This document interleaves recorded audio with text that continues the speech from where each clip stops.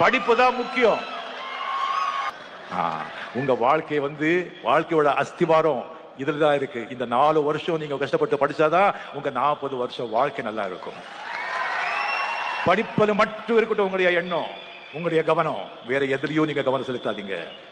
நீங்க college steps படிகள் ஏறும்போது நீங்க உங்களுடைய வாழ்க்கை, உங்களுடைய ஃபியூச்சர், உங்களுடைய எதிர்காலம், உங்களுடைய சந்தோஷம் மட்டும் இல்ல, உங்க அப்பா அம்மாவோட உழைப்பு, அவங்களுடைய சந்தோஷம், அவங்களுடைய எதிர்காலம் கூட சுமந்துகிட்டு அந்த படியை ஏறிட்டு இருக்கீங்க. அந்த மறந்துடாதீங்க.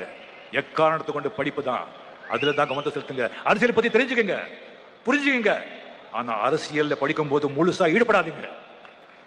நானே கட்சி ஆரம்பித்தா கூட நீங்க மாணவர்கள் படிப்பை விட்டு அரசியல் ஈடுபடாதீங்க.